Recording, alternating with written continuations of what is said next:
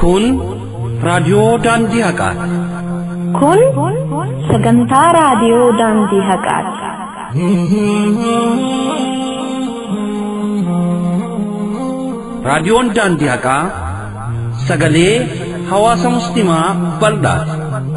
Sagantaan raadiyoo daandii haqaa torbaanitti ana lama kan isiniif dhiyaattu ta'a.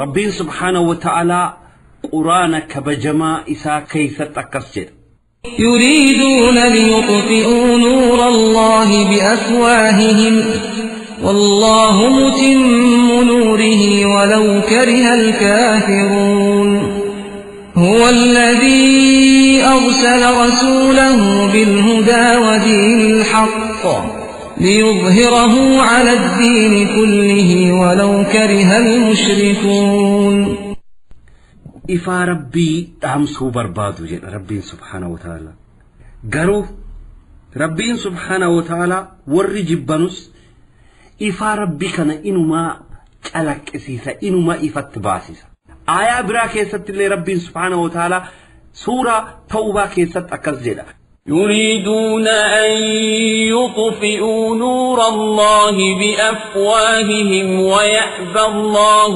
إلا أن يتم نوره ولو كره الكافرون إيين أولانتم ما فئة كانوا أممني هم فئة نسان ديني ربي كان ندام سنجدني جنما في جلجلس دد أبنوس ديني ربيتون ol ka'uu malee guddachuu malee ol deemuu dagaaguu malee yoomillee taanaan gadi hin qabamtu as'eewwan ulama'oota keenna ciranii harka isaanii ciranii mormarraa ciranii boolla tokko keessatti ulama'oota 20 olii awwaalanii diinii rabbii kana dhaamsuu hin dandeenye inuma babal'atte diinii rabbii as'eewwan harma haadhateenna muranii harka obboleewwan teenna wanni isaan muraniif diinii rabbii subhaanahu wa ta'ala isaan qabatan kan dhaamsuudhaaf balleessuudhaaf addunyaa yahudan amriikan israa'el kanarratti wal gargaartus rabbiin subhaanahu wa ta'ala inna anzalna dhikra wa inna lahu lahafizun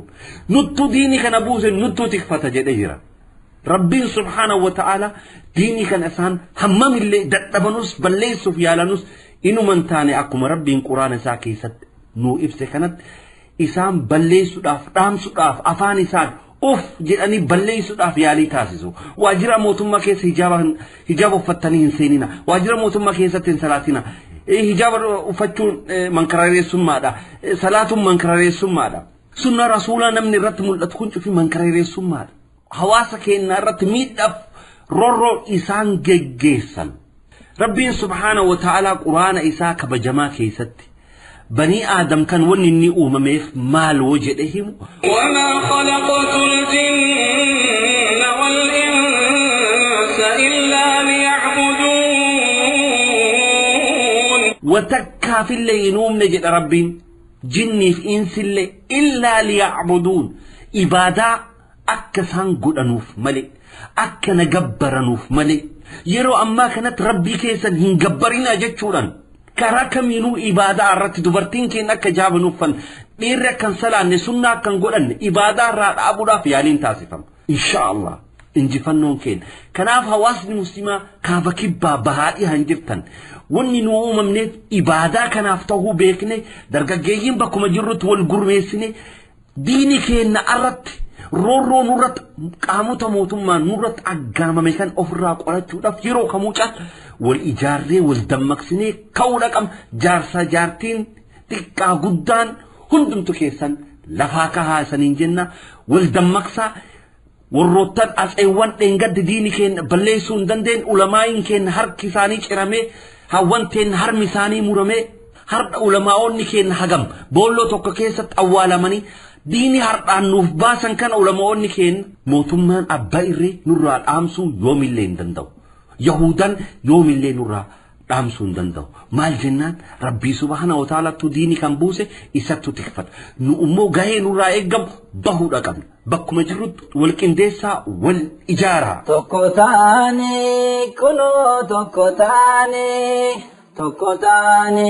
nuti tokko taane karaa rabbii irratti harka wal qabanne tokkummaa diin islaamaa filanne kabanne haada rabbii kan cinne kabanne haada rabbii kan cinne بسم الله والصلاة والسلام على رسول الله صلى الله عليه وسلم الحمد لله رب العالمين السلام عليكم ورحمة الله وبركاته كبجمتوتا في جالتمتوتا خردفتوتا سغنتا راديو داندي حقا كان كابف كبان بهاف إيهان جرتن بيا كيساب كان بيا على جرتن نجينيف كبجنكين كان نقني رابوكاتي لكنيف تبين كت أموري إجو إسين جرتنوت إسين هذا كب أكب جرتن نجيني بدادا دادو ببارو نما سايكي سنغا ديكا غدا نغا أردان كي سنغا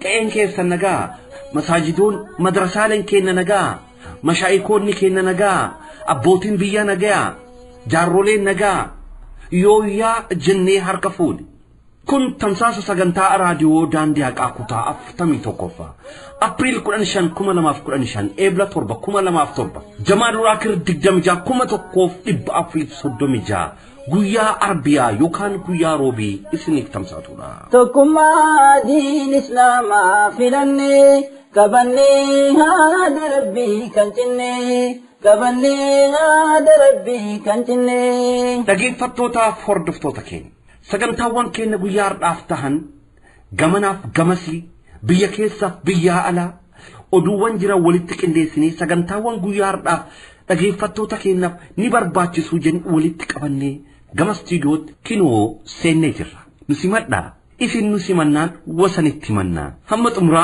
سغنتا كينت أكا سغنتا كينيا وجين تفتن أفيرا كينا سغنتا وان كينا وجين توتي غاري إما تو قلمي إما يوم قرر مرتي رحمن إقنا صناري في جرجر مرتي رحمن إقنا صناري في نفن إما نين كتبني ربي خيناتي يرني قديني نداعي فاهم ننقرنو قديكما كنبدنو نداعي فاهم ننقبنو قديكما كنبدنو إمما انتو قلميسي إمما يوم قرر مرتي رحمن إقنا وصناري بجرجر مرتي رحمن إقنا وصناري بجرجر إمما نين كتبني رفيقي نياتي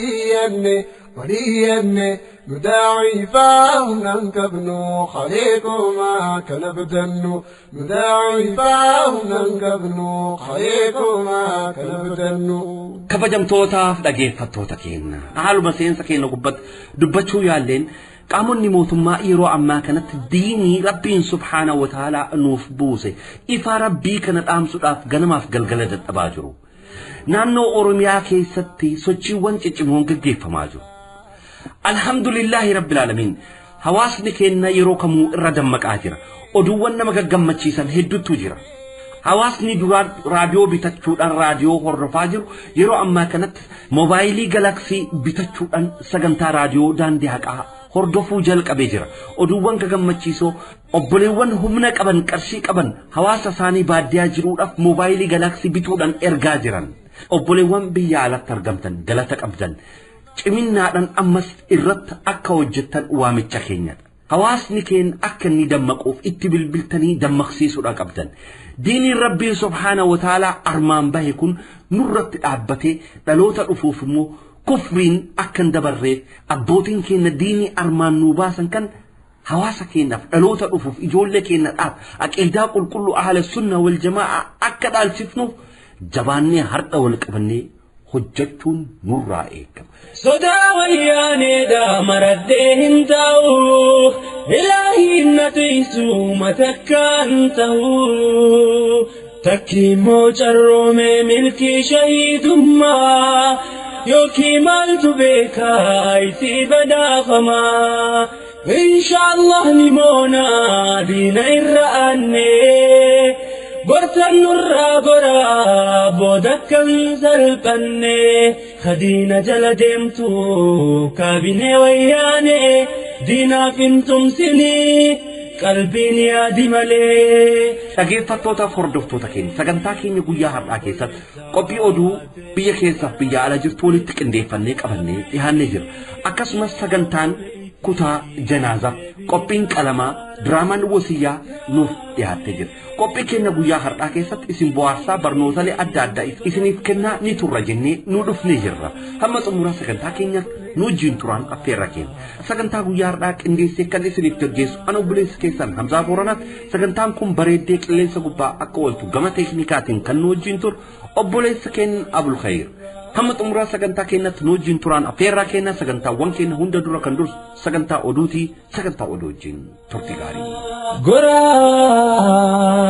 gora islaamummaarraa duwwaan namaynaa milkiin argamtu kullaani faajinaa hidhaa fi ajjechaan lammiin iraarsinaa ummata nagayaa ifittiin kaasinaa harkumaan qottanii ifin awwaalinaa fayyaan hin argamtu islaamummaa tunnaan tanan dagatinaa mata dureewwan oduu guyyaa har'aa mootummaan seekularizimii dahoo taasifachuun dhiibbaa hojjettoota mootummaa kan musliima ta'an irratti adeemsisuu isaa cimsee itti fufeera.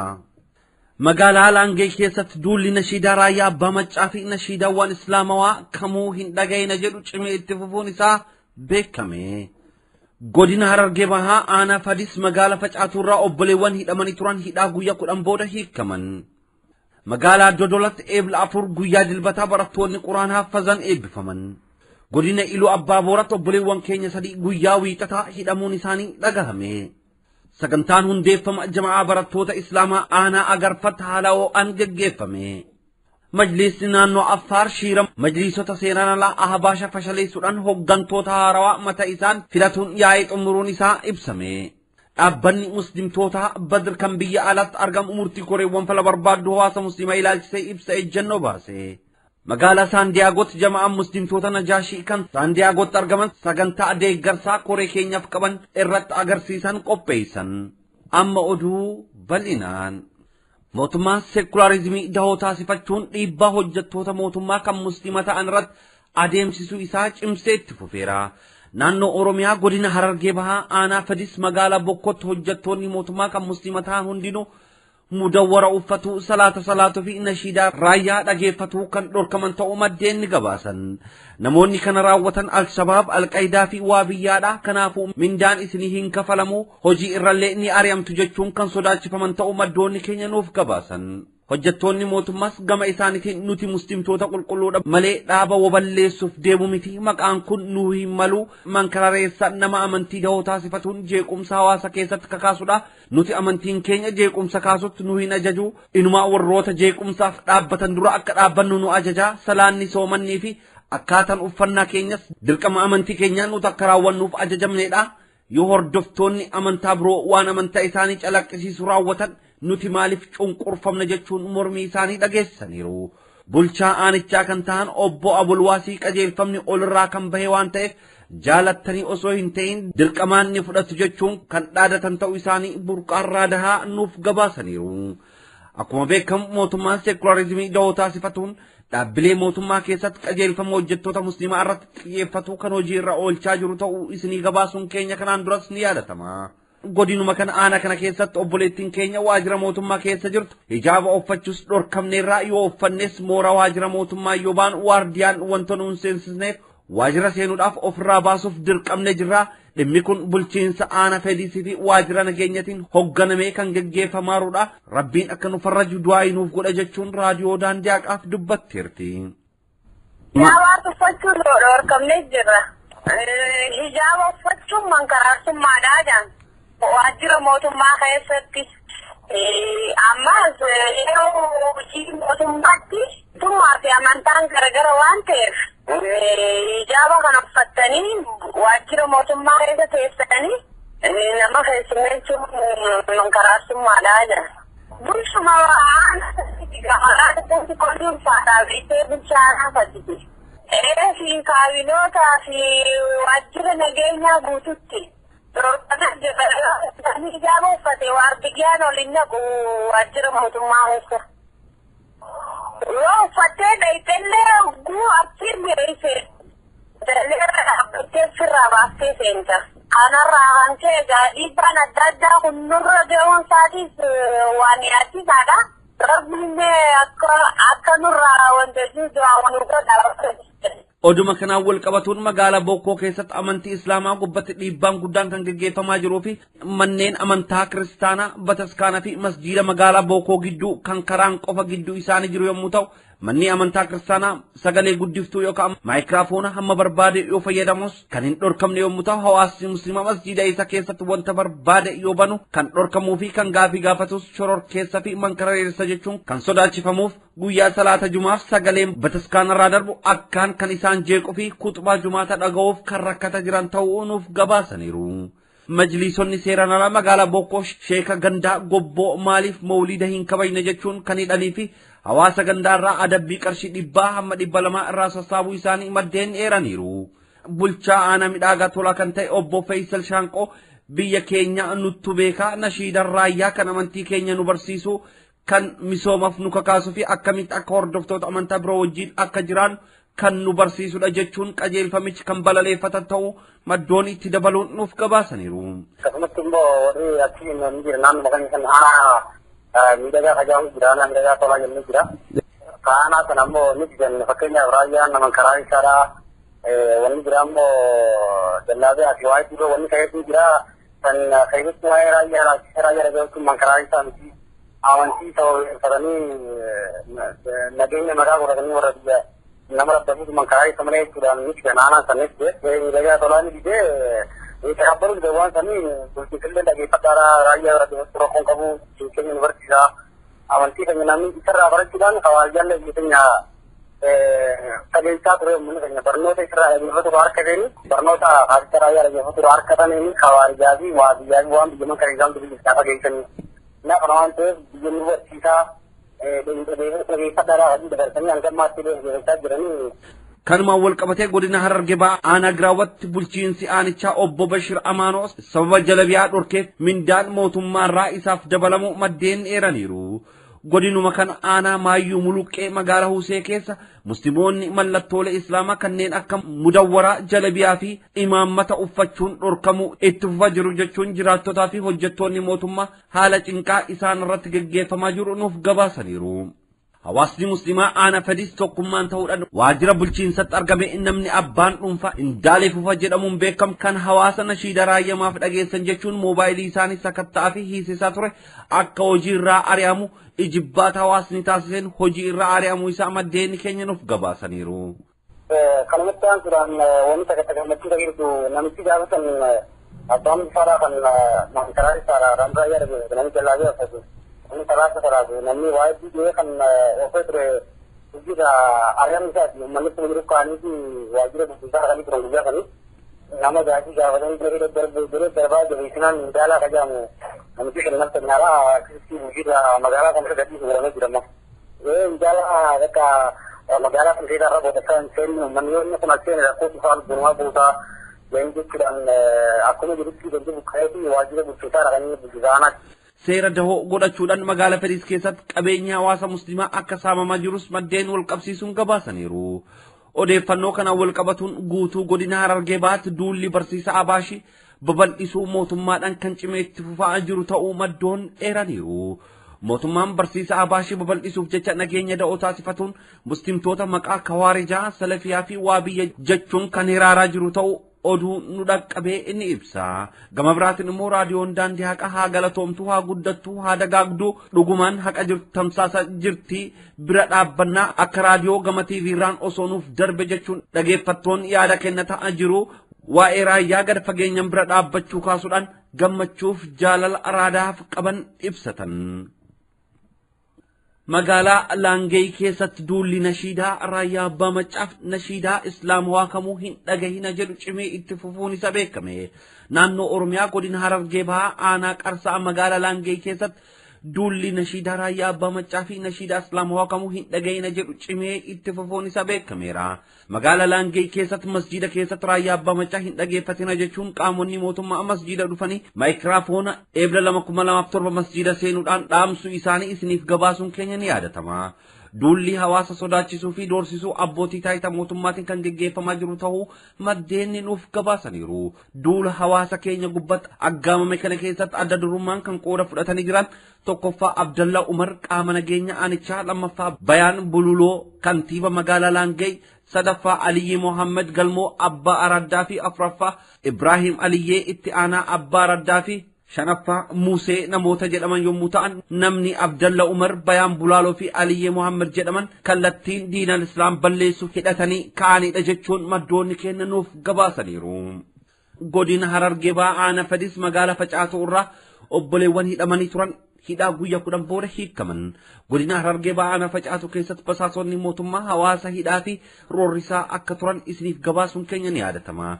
godina Harargee Bahaa aanaa Facaatuutti basaasonni mootummaa obbo Indaalee Fufaa fi obbo Jibriil hawaasa muslima magaalichaa sababa tokko malee hidhaaf roorrisaa kan turanii fi obboleewwan keenya maaf nashiidaa raayyaa caqastuu fi miidiyaa biyya alaa jiruuf gocha keenya saaxilaa jirtu jechuun obboleewwan moobaayilii gurguddaa galaksii qaban barbaadanii adamsaa kan turan ta'uu isiniif gabaasuun keenya ni yaadatama. obboleewwan aanaa Fadis magaalaa Facaatuu keessatti badii tokko malee mana hidhaa keessa guyyoottan 10 turan obboleewwan keenya Ariif Ahmadii fi Sayyoo Abdii Shaggaan akka hiikaman maddoonni raadahaa gabaasaniiru. magaalaa Dodolaatti Ebla 4 guyyaa dilbataa barattoonni quraana haffazan eebbifaman.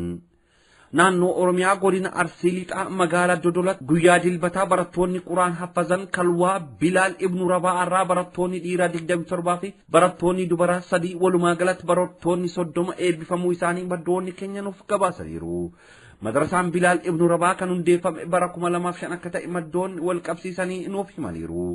sagantaa kana gubbatti hawaasni muslimaa lakkoofsaan hedduu tahee kan qooda irraa fudhatee fi saganticha irratti ulamootni fi du'aatonni akka irratti argaman beekuun danda'ameera. oduma kanaan wal qabatuun guyyaa dilbataa godina Arsii Lixaa magaalaa Adaabbaatti masjiidni haarawaa eebbifame kan oole yommuu ta'u maqaan masjiidichaa Masjiidus Salaam akka jedhamee moggaafame maddeen gabaasaniiru. godina Iluu Abbaa Booraatti obboleewwan keenya 3 hidhaman. naannoo Oromiyaa godina Iluu Abbaa Booraa aanaa Dhaadheessaa keessatti obboleewwan keenya 3 guyyaa wiixataa Ebla 2007 nama rukutan jechuun hidhamuun isaanii dhagahame. sagantaa muhaadaraa guddaa ustaas raayyaan qoodaa irraa fudhatan kan bitootessa 6 godina Iluu Abbaa Booraa aanaa Yambiroo gubbatti gaggeeffameeratti abbaan dhuunfaa caatii gurguruun jiraatu kan maqaan isaa Naasir jedhamu ustaas raayyaa arrabsuu isaatiin hawaasni dallansuun itti dhagahame caatiin isa irraa akka hin bitamne qoqqobbii itti gochuu isaanii maddoonni keenya nuuf gabaasaniiru. kun kanaan osoo jiru Ebla guyyaa 2007 obbo Naasir kan tumamee miidhame ta'uu isaatiin obboleewwan keenya 3 guyyaa wiixataa Ebla 5 obbo Naasir kan tumtan isiniidha jechuun mana hidhatti darbamaniiru. obboleewwan keenya mana hidhatti darbaman tokkoffaa Naasir Said, lammaffaa Korbee Yuunusii fi sadaffaa Abdul Hafiz Abbaa Giddii ta'uu isaanii maddeen keenya nuuf gabaasaniiru. sagantaan hundeeffama jamaa barattoota Islaamaa aanaa Agarfatti haala ho'aan gaggeeffame. naannoo Oromiyaa godina Baaleetti sagantaan hundeeffama jamaa barattoota waggaa 6ffaa aanaa Agarfatti guyyaa sanbataa Ebla 3 2007 haala ho'aan kabajame. sagantaa kana gubbatti alimoonni hedduu fi daa'imman kan argaman yommuu ta'u akkasumas amiirotni barattoota yuunivarsiitii Madda Walabuu akkasumas amiironni barattoota magaalaa Roobee, magaalaa Gobbaa, amiirotni magaalaa Alii fi magaalaa Agarfaa irratti argamuun qooda sagantichaa irraa fudhachuu isaanii maddeen keenya gabaasaniiru. sagantaan Ebla 3 2007 gaggeeffame sa'a 2 ganama irraa jalqabee hamma galgalatti kan itti fufee yommuu ta'u sagantaa kana gubbatti qophiileen adda addaa kan gaggeeffame yommuu ta'u qophiin walaloo, diraamaa, jechoota dinqisiisaa fi diraamaan koreen keenya gad haa dhiifaman jedhus dalagamuu maddeen keenya nuuf gabaasan. sagantaa kana gubbatti gargaarsi mana kitaabaaf kan godhame yommuu ta'u barsiisonni mana barumsaa qophaa'inaa fi sadarkaa lammaffaa barattoota kana bira dhaabbannee ni gargaarra jechuun sagantaan du'aayin galgala Ebla 3 akka goolabame maddoonni gabaasaniiru. Majlisni naannoo Affaar shiira majliisota seeraan alaa Ahabaashaa fashaleessuudhaan hooggantoota haarawaa mata isaanii filatuun yaa'ii xumuruu isaanii ibsame.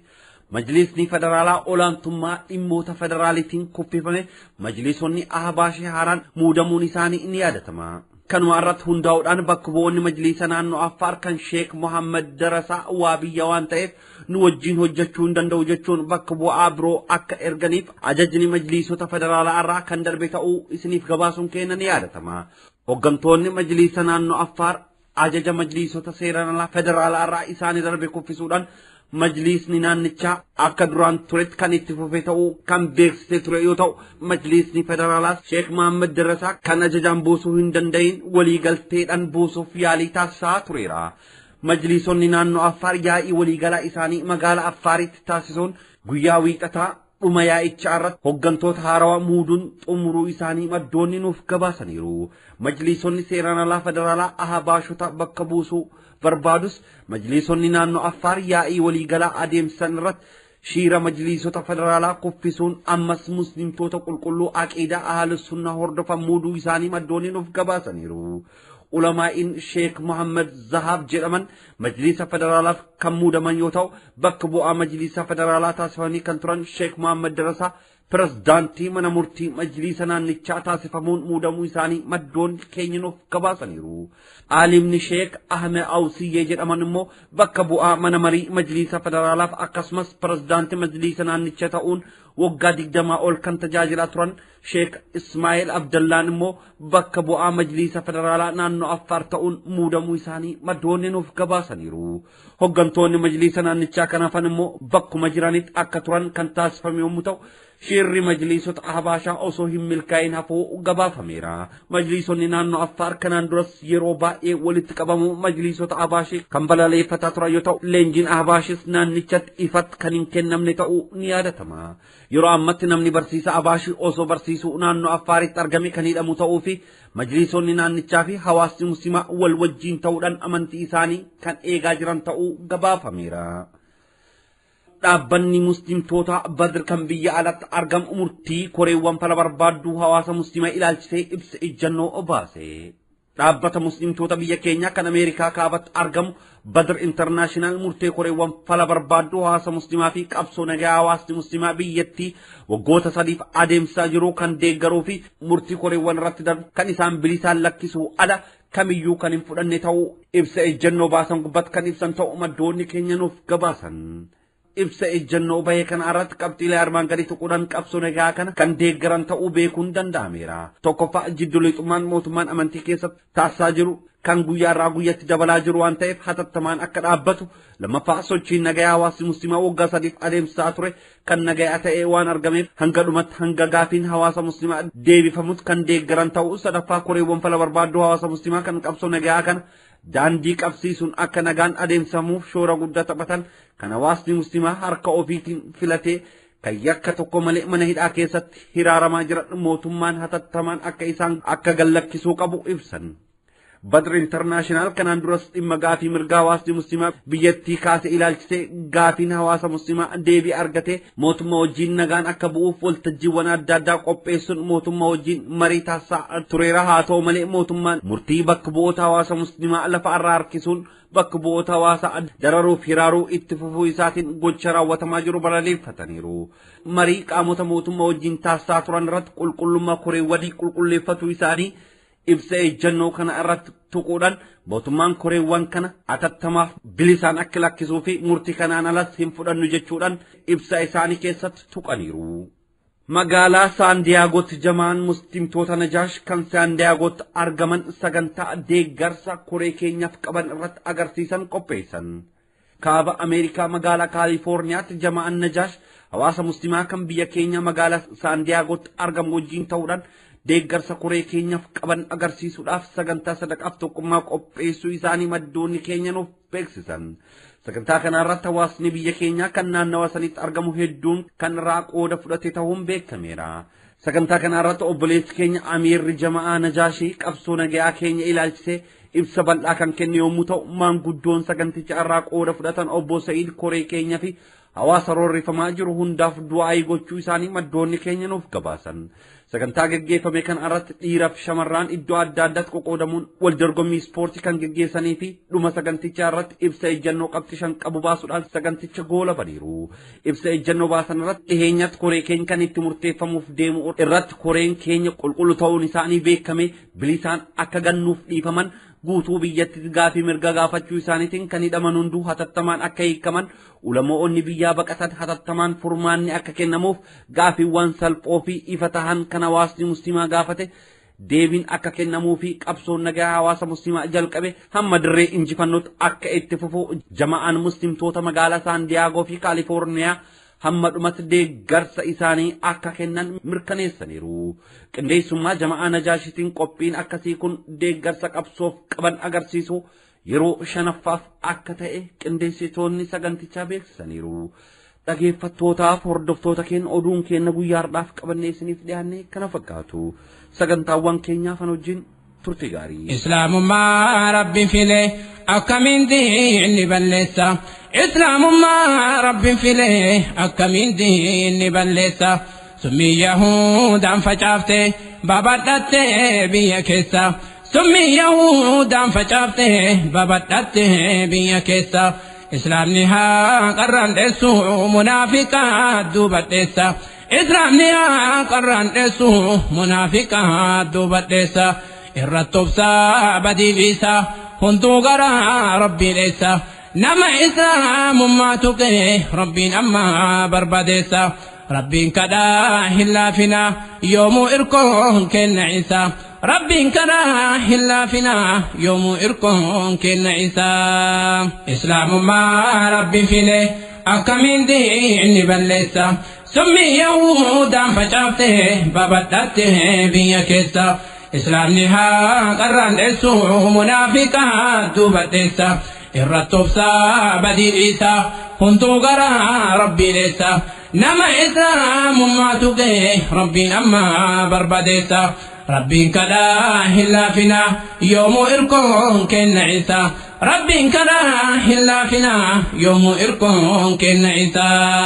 Dhaggeeffattootaaf hordoftoota keenya kan hordofaa jirtan sagantaa raadiyoo daandii haqaa kutaa 41ffaa Apriil 15 2015 Ebla 7 2007 Jamaadul Aakhir 26 1436 koree fala barbaaddu hawaasa muslimaa gubbat murteen dhumaa kennamuudhaaf guyyoota 23 tuunuudhaaf Ebla 30 koree fala barbaaddu irratti murteen kennamuuf deemu maali?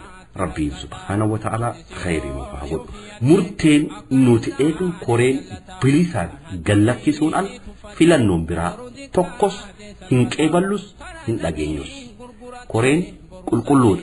Nuti koreedha. Nuti hundumtuu koree fala barbaaddu hawaasa muslimaati. Isaan jechuun nu jechuun isaan. Duulli jedhuu akka biyya keessa biyya alatti cimee itti fufee jira. Sagantaan keenyaa attaanuu qophii qalamaati. Qophii qalamaa diraamaa wasiyyaa torbaan darbe keessatti qaamonni mootummaa qote bultoota keenya haala akkamiin akka rakkisaa turan arginee jira. Mee har'a ammoo qophiin qalamaa guyyaa har'aa ammoo maal qabattee nuuf dhiyaatti?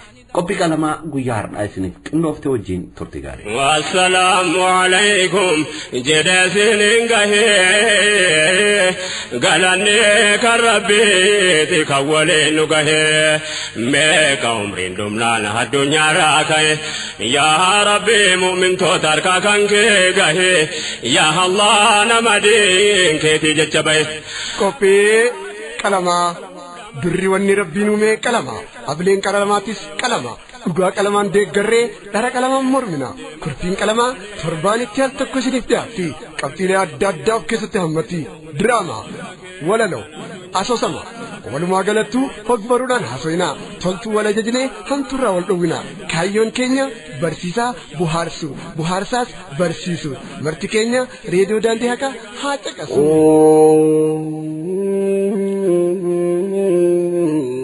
Wasiya drama radio barreessaaf qopheessaan Dr. Qaburas Dina Burkina Faso Ogaadu Gurraa tatonni ammoo garee ahlul khayri sponsori diraamichaa waldaa sabaataa fi sabrii Wasiya kalseenu qabnu jabdu wasiya diinirra jabaadhaa yalmaanayya gadhiifnee biraa yaanaa jiru duniyaa bakka itti gallu akhiraa wayyaa biyya itti warru akhiraa wayyaa. Walga'ii keenya irraatis kan addaati innis wanni irratti xiyyeeffatu waa'ee heeraaf seera biyyattii irratti. Heerri Riippaabilika Federaalawaa Dimokiraatawaa Itoophiyaa eegaraggee waggoota 20 ol lakkoofsee jira. Uummanni Oromoo afaan isaaniitiin akka baratan akka hojjetan taasifameera. Mirga hiree ofii murteeffachuu akka gonfatan taasifameera. Mirga gurmaa'anii hojjechuu, mirga waan fedhan dubbachuu heeraaf seerri keenya of keessaa qaba. Namoonni tokko kanneen ilaalcha shororkeessummaa qaban heera biyya keenyaa kan hirmaannaa uummataatiin ragga'e kana harka lafa jalaatiin diiguuf socho'u. Qaamman farra nageenyaa kanneen misooma keenya warreen biyya alaatii wajjin ta'uudhaan misooma jalqabame gufachiisuudhaaf yaalan uummataa wajjin ta'uudhaan tarkaanfii irra fudhanna. Ammallee mootummaan keenya tarkaanfii kanarra fudhachuudhaaf yoomiyyuu qophii akka ta'e ibsuun barbaada. Galatooma.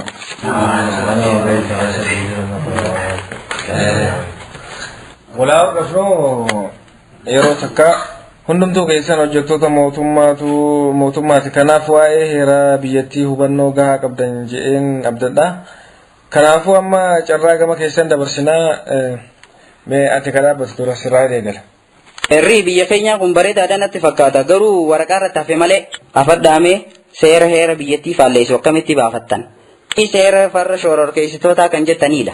Ani uummata odoo hin ta'in shororkeessaan jabaan takkaa'u mankaraaristiin mootummaadhaan ja'a. Leenjii jettanii wanni hangaarraa haasawaa jirtan hundinuu kijiba. Tuni gannan seentu waaniin nyaadhee garaa hin qabneef malee silaa qubas kaayetiin garaaf diddiiga. Heera biyyattii mootummaa qofa osoo hin ta'in isinillee hojiirra oolchuuf dirqama qabdu. Kanaaf namuutti yaaduu qabdanii mee ati itti nuuf ati mee. Laal nuti jireenyi nutti addaa'e harka hojii maal harka miila hojii jira. Guyyaa namadha olaantummaa seeraa jechuun xiqqoollee namni hin qaanfatu. Koreen fala barbaaddu uummata musliimaa erga hidhamte akka tokko maletti waggaa 8 lakkoofsitee jirti.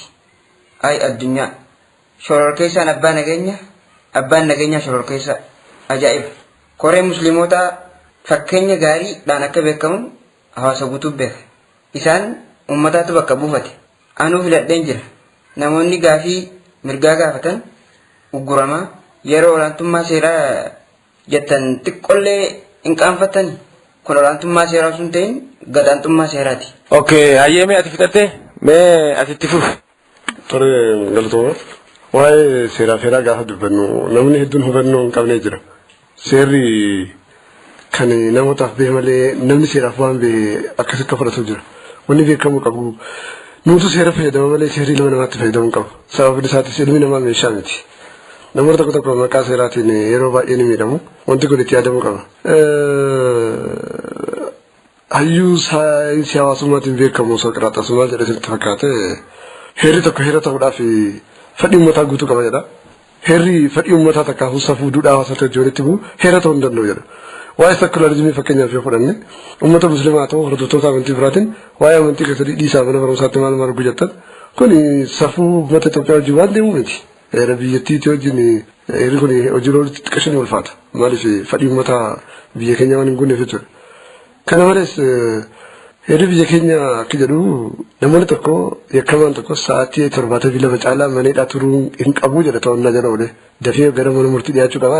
Garuu yeroo ammaa kana kan argaa jirru waggaa kan hidhamu jira murtii malee ji'a ja'a kan hidhamu jira meera reeqne yeroo waa'ee seeraa yaadadhu biyya keenyatti kan nama gaddisiisu qaamni warra seera kabachiisee jedhamutu seera cabsa biyya keenyatti poolisii haa fudhannu mana murtii haa ta'u hundumtuu warra seera cabsan keessaa warra seera raawwachiisan warra seera akka hojiirra wal godhan osoo hin ta'in warra seera cabsudha. Qaamni seera eegus seera akka fedhii isaatti hiikkata malee akka dhugaatti yookiin immoo akka fedhii uummataatti hiiku. Ani yeroo hundi sammuu keessaa kan inni irraanfanne ani qofatu hin ta'in musliimtonni baay'een murtii shororkaa gurraacha adoolessa 11,2006 raawwatee akka lakkoofsa Habashaatti yoomillee sammuu musliimaa keessaan badu. Kan keessattuu humni nageenyaa raawwatan magaalaa Finfinneetti shamarran baay'een gudeedamanii akkasumas even kan nama gaddisiisu warri shamarran ulfa garaa qaban illee baay'ee tumamaa turan. Shamarran qullaa akka galgala sa'aatii 8-9tti gadhiifamanii waraabisaaf kan namaa turan. Kun hundumtuu waan nama gaddisiisudha. Warri gaafa san du'ellee ni jira. Seenaa yoomillee dagatu waan akkana namoonni irraan tanaa waan kana raawwatan as keessa jiru ta'a jiraachuu danda'u. Mootummaan ni beeka tarii mootummaan bobbaasuu danda'a waan warra kanneen. Kanaaf qulqulleessa jala deemee yoo dhuguma olaantummaan seeraa kan jiraatu taate isaanis seeraa gadi malee seeraa gadi miti. Namoonni san seeraaf dhiyaatanii mana murtiitti adabamuu qabu jedhee yaadaan. Itti adabamuu qabu. Yeroo tokko immoo aarsu warra walgahii gaggeessan irratti walgahii hangamaa gaggeessan irraa isaa ta'uu iddoo adda addaatti wanni min jettan gaafiin keessan sirriidha. Deebisaan keessatti yaadama maal jettu. Namni sirriin iddoo namni sirriin adda addaa bakka tokko ta'uu hin danda'u. Yoo sirrii taane isin dogoggora qabdan jechuudha. Kanaaf sirreeffachuu qabdan. Sirriidha ganuun jettanii warri waan kana hangamaa raawwachaa turan dogoggora waan qabaniif tarkaanfii irraa fudhatamuu qaba jedhee yaadaan. Sirreettanii nu goomsuu hin qabdan. Walgahii hangamaa har'a guyyaa dhumaa ta'u guyyaa tokko nuuf ta'uu hin beekamu. Walgahii kana baay'iftanii maal akka ta'e hin beeku. Hundaafuu walgahii godhu qofa osoo hin ta'in furmaatatti kennu. Meelaa taabonni maal jedhaa jettanii hartiviitii keenya dhageeffachuudhaaf taanaan hiikan qabu. Har'aas barus namni nama gaafata. Kanaaf dubbachaa illee silaa isiniif hin galuume hundaafuu hojiirra akka hojjetanii isin gaafan. Tole yeroo dabre walgahiin irraa kun kan xumuraate jennee dubbannee ture garuu akka tasaa ta'ee ajandaan guddaa waa'ee filannoo biyyoolessaa kaas deemu kanarratti hubannoo gahaan isinii kennuu barbaanneef guyyaa boruutis walitti deebineeti kan xumuru ta'a kanaaf har'aaf asumarratti raawwannaa galatooma.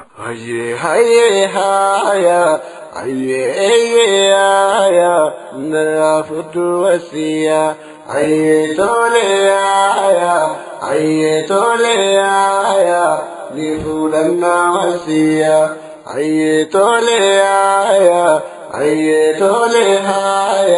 ندغير مايا عيتوليا والجالت نويا عيتوليا نتكسيان تليا عيتوليا بلتكم نويا عيتوليا عندما وسيا نرى فد وسيا عيتوليا نفودني وسيا obboleewwan keenyaa qophii qalamaa qindeessan baarakallahu fiihim rabbiin subhaanahu wa ta'ala hojii khayrii isaanii hunda irraa haa jaalatu qophii qalamaa irraatii barnoota akka argataa jirtan abdii guddaa qabna dhageeffattootaaf hordoftoota keenya kan hordofaa jirtan ammas sagantaa raadiyoo daandii haqaa kutaa 41ffaadha kanattaan sudhaammee gamaa kutaa janaasatti osoo isin tarkaanfachiisiniin dur seenaa bareedduuf gabaabduu dhiheenya kanatti gama toora feesbuukii gubbaa argadhe mee isin affeeru. Seenaa dhugaa irratti hundaa'e yeroo jireenyi laalliftu torbee hunda salaata jumaataa booda mucaa isaa umrii waggaa 11 wajjin magaalaa Hoolaand guddittii Amsterdam fi magaalaa naannawaa sunitti argamanii qophii kitaabaa gumaachuu mata duree imala gama jannatatti jedhuun kitaaba bilisaadhaan abbaa ilmoo isaa umriin waggaa 11 wajjin raabsutti ture torbeewwan keessaa torbee jumaata tokkotti roobni cimaan roobe abbaaf ilmoon yeroo kanatti nyaata nyaataa jiran guyyaan kun akkuma seensa gubbatti tuqne guyyaa kitaabni itti qoodamuudha magaalaa Amsterdam fi naannawaa isheetti jechuu roobni roobaa jira isaanis laaqana isaanii nyaataa jiru roobni cimaan cabbii wajjin roobaa jira haala kana keessaa yeroo yaadan roobni kunin hojii isaanii dhaabbataa kanarraa isaan dhaabuuf kan deemu fakkaata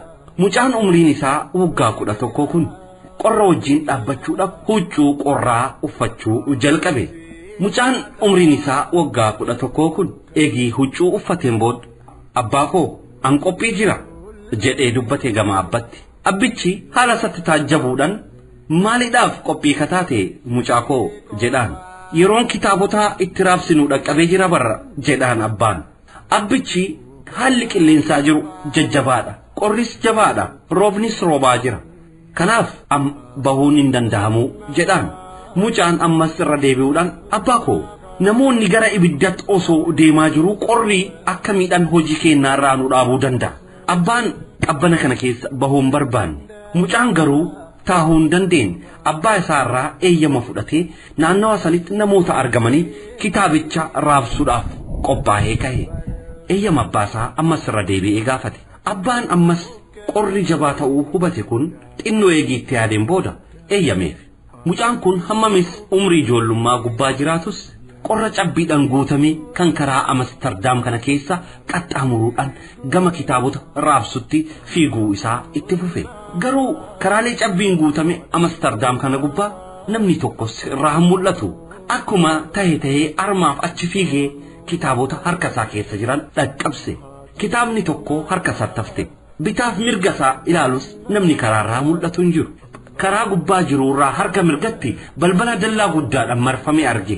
Kitaaba kana mana saldhaqee kokkisuudhaan kennuudhaaf kajeele yeroo kanatti balbala biraan eegi baheen booda balbalicha kokkisuu jalqabe. Irra deebi'ee kokkisuu jalqabe. Balballi dhumarratti suuta jedhee banameef. Balbala keessaa namni isa keessummeesse. Maanguddoon umriin guddatan fuula isaa dura dhaabbatan.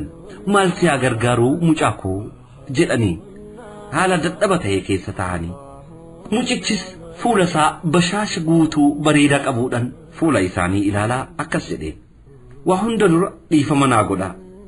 Yoo kan isin rakkise ta'e dhiifama guddaa. Dhugumatti Rabbiin subhaanahu wa ta'aalaa isin jaalata. Kitaaba harka kiyya keessatti hafte tokkittii kana harka kan kee akka dhaqqabuuf balbala kan kee dura dhaabbataa jira jedhaan. Kitaabni kun Rabbiin eenyu akka ta'e, kaayyoon ilmi namaa gara ardii kanatti dhufeef maal akka ta'e, akkasumas jaalala Rabbii haala akkamiin argachuu akka danda'an gara fageenyadhaan wanta barsiisuuf kitaaba kanarraa barnoota gaarii ni argatta jedhee abdiin qaba. Haala dammaqaa ta'eedhaan akkas jedhee kitaabicha kenneef. Maanguddoon umriin guddatan kunis mucaa koo sin galatoomfadha jechuudhaan gaggeessite. Mucichis gara manatti deebi'e. Torbaanitti salaata jumaataa akkuma xumuraniin maanguddoon umriin guddatan tokko masjiida balbalaarra dhaabbachuudhaan akkas jettu dhagahame. Namoota salaataa salaatuuf arma dhufan keessaa namni na beeku tokkos hin jiru. Dhugumatti kan isin ajaa'ibu torbaan tokkoon dura musliiman turrean.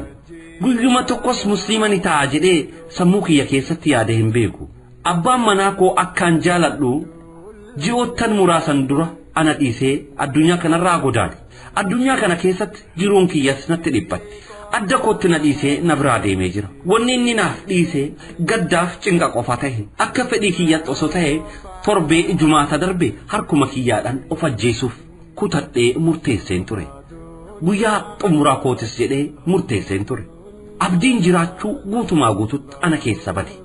Addummaan jiruun natti dukkanooftee abdiin natti mul'atu tokkos hin jiru ture. Kanaaf harka kootiin of balleessuuf murteesse. Teessoo gubbaa dhaabbadhee suuxuu manaa gubbatti haada rarraasee haada sanis morma kootti galche. Lubbuu koo balleessuudhaaf murteesse. Teessoo gubbaa bahee haadicha morma kootti yeroo galche balballi mana kiyyaa ni iyyaa ni rukutama. Bakka jiruu irraatii kahuun barbaanne. Garuu iyyaansi balbalaa daddabalee iyyuu isaatiin jeeqan. Namni kun immoo dadhabee harkisaa yoo dadhabe ni deema jedheen ture. Garuu deemuu dide. Maaluma laata haada san morma koo keessaa baasuudhaan gama balbalatti deema. Balbalicha ennaa baru yeroo qorraa kana keessa mucaan daa'imni kitaaba qabatee balbala dura dhaabbata.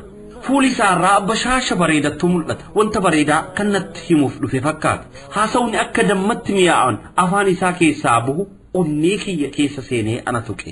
Du'a filannoo isa dhumaa taasisuudhaan namni yaadaa ture onnee kiyya keessatti abdiin jiruu natti mul'ate. Kitaaba harka isaatti jiru natti kenne. Kunoo kitaaba kana kan harka kootti qabadhe isa kana jechuu jettee dubbatte. Kitaabni mata dureen isaa imala gama jannatatti jedha. Kitaabicha irraa fudhadhee gara mana kootti deebi'e. Balbala koo cufadhee haada morma kootti kaa'isanis dagadhee kitaabicha dubbisuun jalqabe. Keessi koo haala bareedhaan gammaduu jalqabe. Tasgabbaa'uu jalqabe. Haada hidhee ture sanis hiike. Teessoo sanis of duraa kaase. Amma yeroo ammaa kanatti akka kiyya namni gammadaan hin jiru. Maaliif jennaan tokkichaaf gabbaramaa dhugaaf haqaa kan ta'e. Gooftaa koo Rabbi kiyya wajjin wal argee jira. Gama keessanitti dhufuu kan danda'eef mucaan jaalatamaaf bareedaan umrii xiqqaa sun kitaaba inni naaf kenne booddee isatti teessoo keessan wanta barraa'eef teessoo keessan san hordofee gama keessanitti dhufe. ilmoon barakaaf jarjaraa ta'e sun yeroo murteessatti lubbuu kiyyaaf naaf dhaqqabe jireenya koo harkuma kootiin ajjeesee gama rabbitti kan deemuuf kahee ture na barare azaaba akiraa irraa na barare masjida keessa hawaasa jiruuf islaamummaa isaanii qeebaluu isaanii ibsan masjida keessa hawaasni jiru cufinuu takbiira gochuu jalqabe masjidni ni socho'e hundumtuu nama gammachuun guddaatti dhaga'ama imaamni masjidaa bakka jiru irraa kahuudhaan gama mucaa diqqaa umrii 11 sanitti deeman mucaa diqqaa umrii 11 kana hammachuudhaan imimmichuu jalqaban kan nama ajaa'ibu garuu imaamni masjidaa abbaa mucichaa ture subhanallah rabbiin karaa qajeeluma eegii nama jaalate karaalee hedduudha nama qajeelche inna allaha yad'u ila daaris salaam ويهدي من يشاء إلى صراط المستقيم أحد النهار الله الصمد الله الصمد situ dandaya egawa hunda muslim ni hundi nasri barbada dafinuf kani ya rabbi guda atinuf kani ya rabbi guda ahadun nahad أحد الأحد الله الصمد الله الصمد أحد الأحد أحد الأحد الله الصمد الله الصمد dhaggeeffattoota hordoftoota keenya kanatti taasisuudhaan qophiin keenya xumuraa kan ta'u qophii kutaa janaazaa keessa argame obboleessi keenya Abbaas ibn al-Islaam qindeeffatee dhiyaatee jira obboleessi keenya Abbaas wajjin turtii gaarii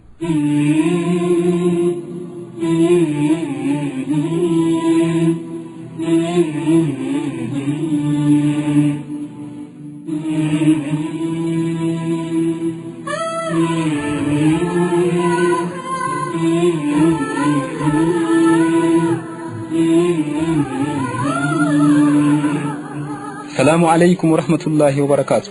هردفتوتا قبي سينا كتا جنازة أكم جرتو سنين جتشار بس قبي كينيا قبني سنين دهانير سغنتا كين كان تربي دبرت نموني توبا أدوري توبتان دمني إساني مال أكتي إلى اللتر هردس سينا برو إساني قبني دهان نجر سينا هردا كنس هردفون إرا هبر قبي سينا كتا جنازة كان إساني قبتي دهاتان وبلس كيسان عباس بن الإسلام سينا كتا جنازة كان هردا وبلس akkas jechuun nuuf haasa'u haadha akkaan ijoollee ishiin kaaddamamtuu fi jaalatamtu akkasumas hojii gaggaarii ishiitiin hawaasa gandaa hunda biratti beekamtuudha janaazaan haadha tanaa gara kutaa janaazaan itti dhiqamutti nuuf dhufe nutis janaazicha gara kutaa janaazaa dubartoonni itti dhiqamaniitti ergin obboleewwan dubaraas janaazicha dhiquuf fuudhan janaazicha irraa karamaawwan ajaa'ibsiisaa ta'an kan adda addaa mul'atu fuulli ishii ni ifa haa ta'u malee karaamaan hunda caalatti nu ajaa'ibsiise haati tun maatii aangaa'ota mootummaa irraayis miti akkasumas namoota beekamoo irraayis miti masjidan nabaawitti eegaa irratti salaatame booda gara qabriitti geessuuf janaazicha baadhan ergaan aangaa'ota saawudii irraa nu qaqqabe ergaa dhufe kan baneetiin dubbisi ergaan kun akkas jedha haati keenya kan ebeluu jedhamtu bakka duwwaa qabrii haadha keenya kadijjaa biratti hafetti akka awwaalamtu jedha nutis ni rifanne achumattis ni awwaalle haati tun haadhota rabbiin karaamaa kenneef keessaa tokko ta'uu hubanne qabrii haadha keenyaa kadijjaa kan baroota hedduuf namni kamuu ittiin awwaalaminitti haati tun awwaalamti hanga ammaatti garuu haati tun maaliif akka achitti awwaalamtu sababni ajajamee fi aangaa'onni saawudii akka haadha kan itti beekuu danda'aniin beekuu hin dandeenye rabbiin kennaa guddaa kana kenneef rabbiin kaatimaa keenya nu haa bariichu sagantaa kutaa seenaa janaazaa kan birootiin hanga walitti deebinutti salaamu alaykum wa rahmatullaahi wa barakaatuh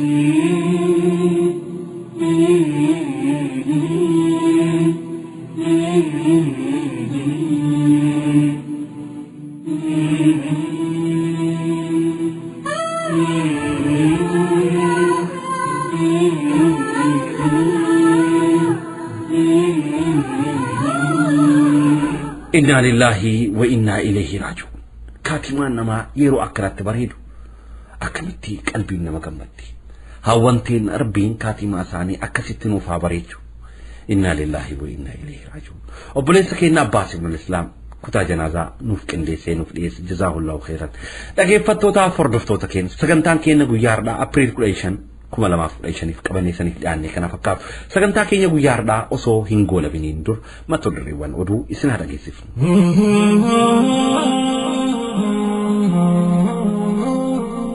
ما تدري وان ودو غياردا موتمان سيكولاريزمي دهوتا صفاتون إبا هجتوتا موتما كمسلمتان رات عديم سويسا چمسي اتففيرا مقالا لانجي كيسات دول لنشيدا رايا بامچافي نشيدا وان اسلاموا كمو هندگاي نجدو چمي اتففونيسا بكمي godina hararge baha ana fadis magala facaturra obboleewwan hidhamanii turan hidhaa guyyaa 10 booda hiikaman magala dodolat ebla afur guyyaa dilbata barattoonni quraan haffazan eebbifaman godina ilu abbaa boorat obboleewwan keenya sadii guyyaa wiixataa hidhamuun isaanii dhagahame sagantaan hundeeffama jamaa barattoota islaamaa aanaa agarfat haalawoo an geggeeffame majlisni naannoo affaar shiira majlisota seenaan alaa ahabaasha fashaleessuudhaan hoggantoota haarawaa mata isaan filatuun yaa'ee xumuruun isaa ibsame dhaabbanni muslimtoota badr kan biyya alatti argamu murtii koreewwan fala barbaaddu hawaasa muslimaa ilaalchisee ibsa ejjennoo baase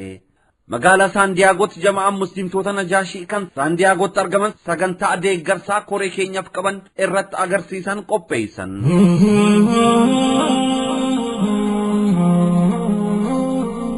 dhaggeeffattoota hordoftoota keenya haaluma hordofaa turtaniin sagantaan keenya guyyaa har'aa kana fakkaatu sagantaa keenya guyyaa har'aarraa barnoota akka argattan abdii guddaa qabna obboleewwan keenya biyya keessaaf biyya alatti jirtan wal jabeessaa yerootti wal jabeessan ibaadatti jabaadhaa koree keenyaafis du'aa godhaa obboleewwan biyya alatti argamtan gama maatii keessanitti bilbiluudhaan maatii keessan dammaqsaa sochoosaa isiniin jenna sagantaa guyyaa har'aa kan qindeessee qopheessee isiniif gaggeessaa ture ana obboleessa keessan Hamzaa Booranaat obboleessi keenya Abul Khair gama teeknikaatiin sagantaa kana bareechee qilleensa irra akka ooltu nuuf taasisu Abul Khair nu wajjin ture jazaahullahu khairan hamma sagantaa keenya taanutti deebinee wal arginutti wassalaamu alaykum wa rahmatullahi wa barakaatuh